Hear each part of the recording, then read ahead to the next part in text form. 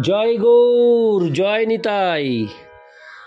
আজ 5ই অঘ্রাণ 1432 ও 22শে নভেম্বর 2025 শনিবার।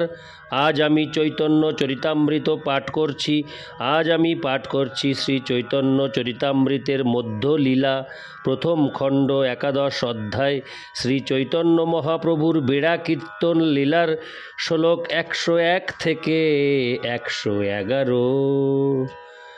নারায়ণ হে নারায়ণ, ভবভয় হরিণম নারায়ণ। শ্লোক 101।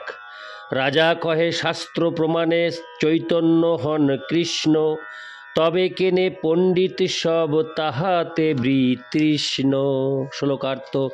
মহারাজ প্রতাপরুদ্র জিজ্ঞাসা করলেন, শাস্ত্রের প্রমাণে শ্রী চৈতন্য মহাপ্রভু হচ্ছেন শ্রীকৃষ্ণ, তাহলে শাস্ত্রজ্ঞ পণ্ডিতেরা তার প্রতি উদাসীন কেন? ইতি শ্লোক 101। শ্লোক 102। ভট্ট কহে তার কৃপা লেশ হয় যারে, সেই সে হরে কৃষ্ণ, সেই সে তাহারে কৃষ্ণ করি লইতে পারে। শ্লোকার্থ। সার্বভৌম ভট্টাচার্য উত্তর দিলেন, যারা শ্রী চৈতন্য মহাপ্রভুর কৃপার কণা মাত্রও প্রাপ্ত হয়েছেন তারাই কেবল তাকে শ্রীকৃষ্ণ বলে জানতে পারেন, অন্য কেউ নয়। তাৎপর্য: যিনি শ্রীকৃষ্ণের বিশেষ কৃপা লাভ করেছেন তিনিই কেবল সংকীর্তন আন্দোলনের প্রচার করতে পারেন। কৃষ্ণ শক্তি বিনা নহে তার প্রবর্তন। শ্রীকৃষ্ণের কৃপা ব্যতীত ভগবানের দিব্য নাম প্রচার করা যায় না। শিল ভক্তি সিদ্ধান্ত সরস্বতী ঠাকুরের ভাষায় ভগবানের বাণী যিনি প্রচার করতে পারেন তাকে বলা হয় লব্ধ চৈতন্য। লব্ধ চৈতন্য কথাটির অর্থ হচ্ছে যার প্রকৃত চেতনা বা কৃষ্ণ চেতনা বিকশিত হয়েছে। এই প্রকার লব্ধ চৈতন্য শুদ্ধ কৃষ্ণ ভক্তদের এমনই প্রভাব যে তাদের সান্নিধ্যে আসার ফলে অন্য জীবদেরও কৃষ্ণ চেতনার বিকাশ হয় এবং তারা শ্রীকৃষ্ণের প্রেমময়ী সেবায় যুক্ত হয়। এইভাবে শুদ্ধ ভক্তদের স্বগোত্র বর্ধনরূপ উপাসনার ফলে শ্রীকৃষ্ণ চৈতন্যের আনন্দ। সুমেধস শব্দটির অর্থ হচ্ছে তীক্ষ্ণ বুদ্ধি সম্পন্ন। কারো বুদ্ধিমত্তা বা মেধা যখন তীক্ষ্ণ হয় তখন তিনি সাধারণ মানুষকে শ্রী চৈতন্য মহাপ্রভুর প্রেমে উদ্বুদ্ধ করেন এবং শ্রী চৈতন্য মহাপ্রভুর এই প্রেমের মাধ্যমে তারা রাধাকৃষ্ণের প্রেম লাভ করেন। যারা শ্রী চৈতন্য মহাপ্রভুকে জানতে আগ্রহী নয় তারা ঘোর বিষয়াসক্ত মানুষ।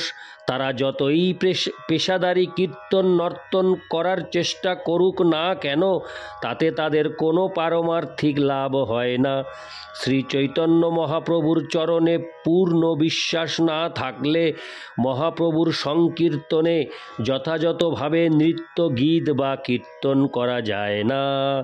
জড় আবেগের বশে কৃত্রিমভাবে নৃত্য কীর্তনের ফলে কখনো কৃষ্ণ ভক্তি লাভ করা যায় না।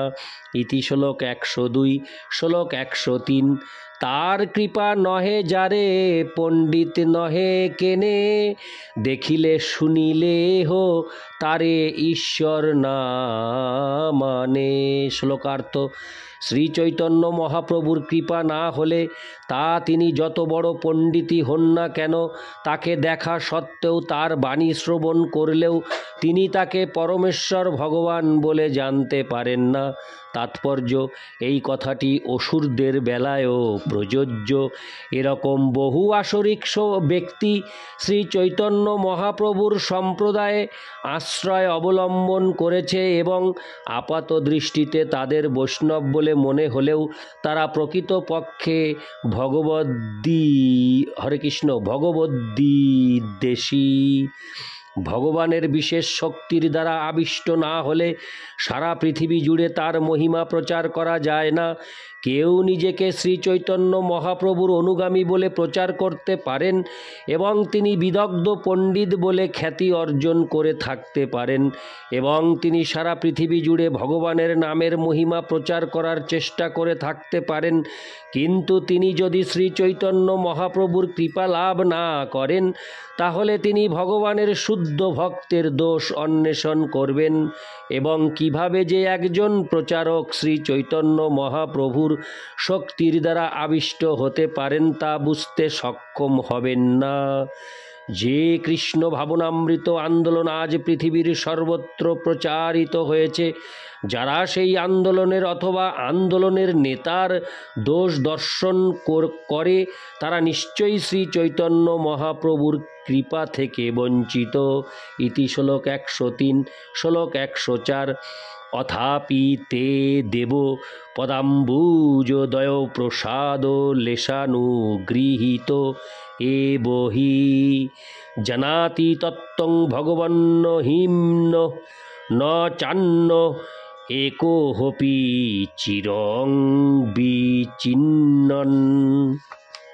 অনুবাদ: হে ভগবান, কেউ যদি আপনার শ্রীপাদ ও পদ্ম যুগলের কৃপার লেশমাত্রও লাভ করে থাকেন তাহলে তিনি আপনার মহিমা হৃদয়ঙ্গম করতে পারেন, কিন্তু যারা আপনার মহিমা সম্বন্ধে জল্পনা কল্পনা করে তারা দীর্ঘকাল বেদ অধ্যয়ন করেও আপনাকে জানতে পারে না। তাৎপর্য: এই শ্লোকটি শ্রীমদ্ ভাগবত 10.14-29 থেকে উদ্ধৃত হয়েছে।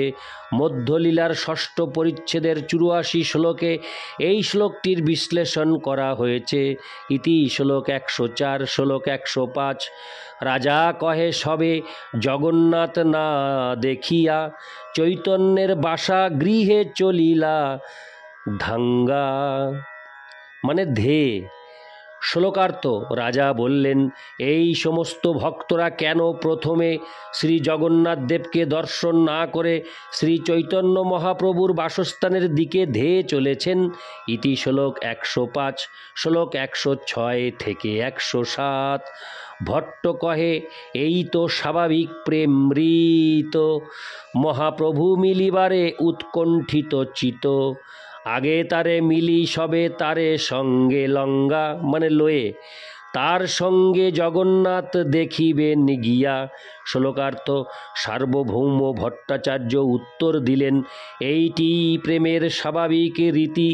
এই সমস্ত ভক্তরা শ্রী চৈতন্য মহাপ্রভুর সঙ্গে মিলিত হওয়ার জন্য অত্যন্ত উৎকণ্ঠিত হয়ে রয়েছেন। প্রথমে তার সঙ্গে সাক্ষাৎ করে তারা তাকে সঙ্গে নিয়ে জগন্নাথ দেবকে দর্শন করতে যাবেন। ইতি শ্লোক 106 ও 107, শ্লোক 108 ও 109। রাজা কহে, ভবানন্দের পুত্র বাণীনাথ প্রসাদ লঙ্গা, মানে লয়ে, সঙ্গে চলে 5-7, মহাপ্রভুর আলয়ে করিল গমন, এত মহাপ্রসাদ চাহি কহ কি কারণ। শ্লোকার্থ: রাজা বললেন, ভবানন্দ রায়ের পুত্র বাণীনাথ 5-7 জন লোককে নিয়ে জগন্নাথ দেবের প্রসাদ নিয়ে শ্রী চৈতন্য মহাপ্রভুর বাসস্থানের দিকে যাচ্ছে। সে এত মহাপ্রসাদ কেন নিয়ে যাচ্ছে, এখন দয়া করে তার কারণ বলুন। ইতি শ্লোক 108 ও 109, শ্লোক 110। ভট্ট কহে, ভক্তগণ আইল জানিঙ্গা, মানে জানিয়া, প্রভুর ইঙ্গিতে প্রসাদ যায় তারা লঙ্গা, মানে লয়ে। শ্লোকার্থ: সার্বভৌম ভট্টাচার্য বললেন, সমস্ত ভক্তরা আসছেন জেনে শ্রী চৈতন্য মহাপ্রভুর নির্দেশ অনুসারে তারা এই প্রসাদ নিয়ে যাচ্ছে। ইতি শ্লোক 110, শ্লোক 111। রাজা কহে, উপবাস ক্ষৌর তীর্থেরও বিধান, তাহা না করিয়া কেনে খাইব অন্নপান। শ্লোকার্থ: রাজা তখন সার্বভৌম ভট্টাচার্যকে জিজ্ঞাসা করলেন, তীর্থে এসে উপবাস করা, ক্ষৌর কর্ম করা ইত্যাদির বিধান শাস্ত্রে রয়েছে। এরা তা না করে কেন খাওয়া দাওয়া করছেন? ইতি শ্লোক 111। নারায়ণ হে নারায়ণ ভবভয়হরণম নারায়ণ। জয় গৌর, জয় নিতাই।